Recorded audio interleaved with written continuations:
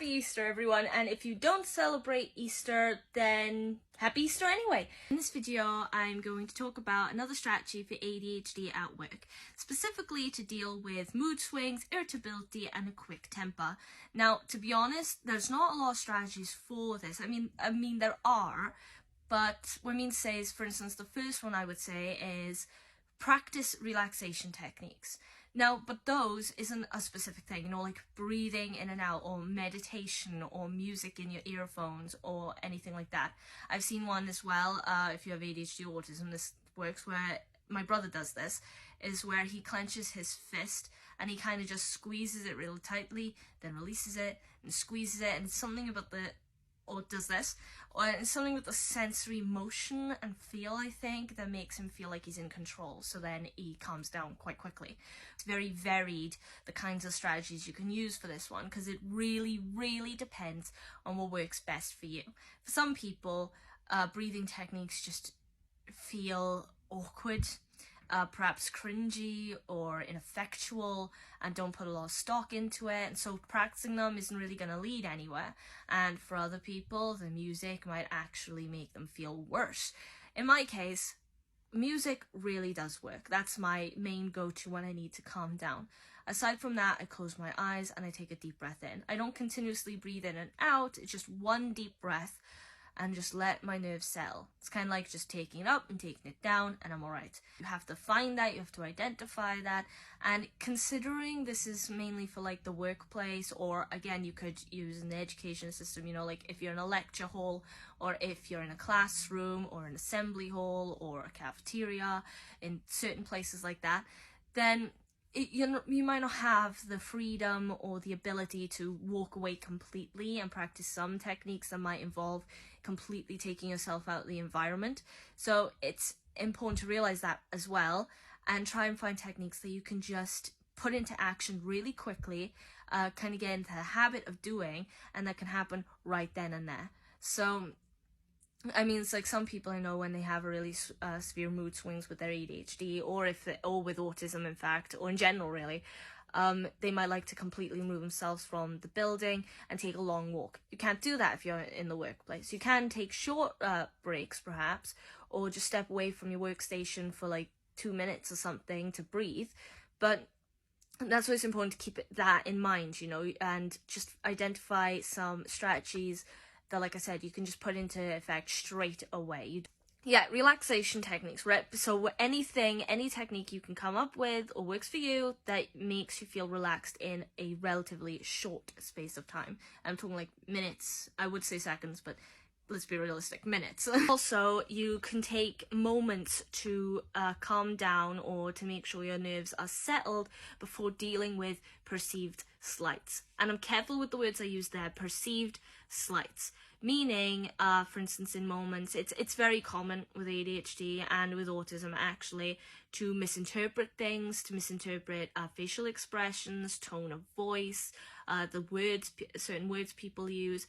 And if mood swings and irritability is a big symptom that you have to deal with when it comes to your ADHD, then you've probably run into this many times before, when you've gotten the wrong end of stick, you've misunderstood what's been said to you, or someone's intentions towards you, and you've reacted perhaps aggressively or rudely or impolitely or even violently, and later that can make you feel really bad, really guilty and remorseful, because especially when you've realized that actually they haven't done anything wrong, in which case, you know, then you were in the wrong, and it's hard to deal with because impulsively you reacted. So when it comes to certain situations that you feel like you've been offended, or you feel like someone's intentionally being rude to you in some way, or someone's trying to start conflict with you or an argument with you, or when someone is perhaps completely misinterpreting the situation that you're involved in and believes you're at fault, when you know for a fact that you haven't done something wrong, in those moments, or even if you believe you haven't done something wrong, in those moments, it's very important to just get into the habit of, instead of reacting impulsively and angrily, to breathe for a second and think and try and monitor or try and control the way you respond to them. So then at the very least you can get to the actual, basically the actual meaning of what's going on in that situation.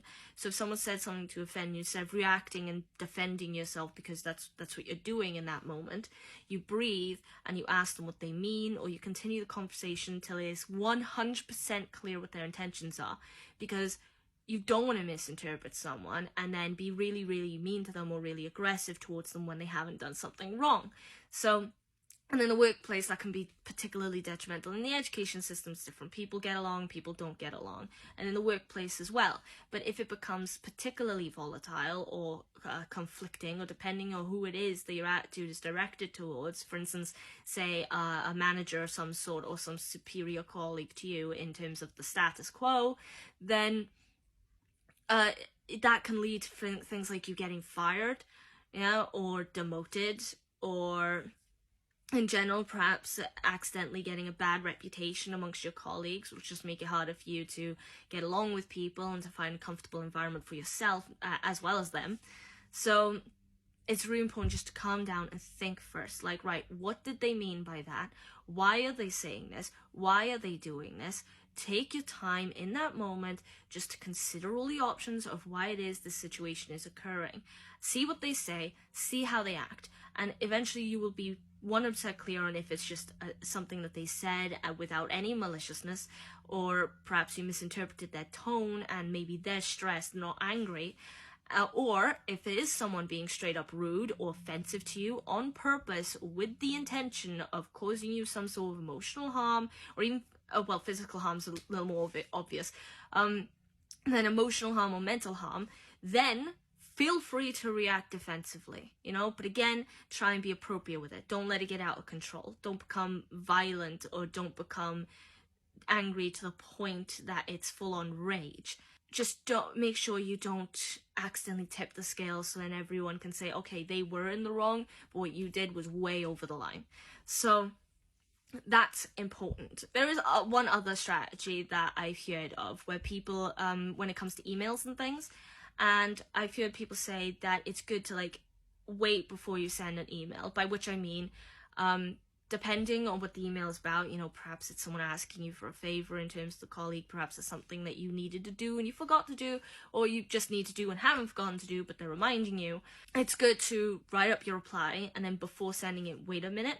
And some cases I've heard people just wait a couple of minutes just to think it through, think if what they've said in their email is appropriate, if they've covered all the bases, if there's no misinterpretation going there, because it's not as easy as a face-to-face conversation where you can go back and forth very quickly. But in some cases, waiting even an entire day before you actually hit the send button on the emails, just to make sure that what you've written is exactly what you want to say, or exactly you covering what is relevant to cover.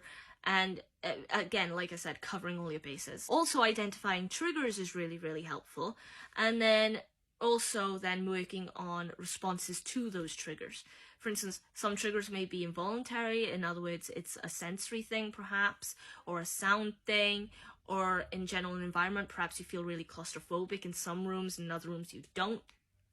And then some triggers may be an intentional thing, like something that someone has done to you that triggers you, perhaps sometimes words. Now, for me, I actually hate it when people say calm down. I feel an intense rush of anger when people say calm down. And I know that sounds irrational, because I've had people tell me to calm down when I haven't gotten angry. Basically, at times, from what I've perceived, using it as a means of shutting down a conversation, or without any consideration for what I'm saying. If you like the video, then please leave a like. Otherwise, in the comments, thoughts and opinions, questions, or requests, future videos. Also, subscribe to the YouTube channel if you're interested, and repost the video, because it's good for motivation for me on a personal level. It's also good for raising awareness. And I feel like more than just autism and ADHD, there is actually a lot going on, not just in the UK, but in general, the whole world, and certain arguments are being put forth that honestly, I feel like unnecessary to talk about. So if anyone's interested in checking those out, or in being open-minded and just hearing what I have to say, because that's all it is, then please do so.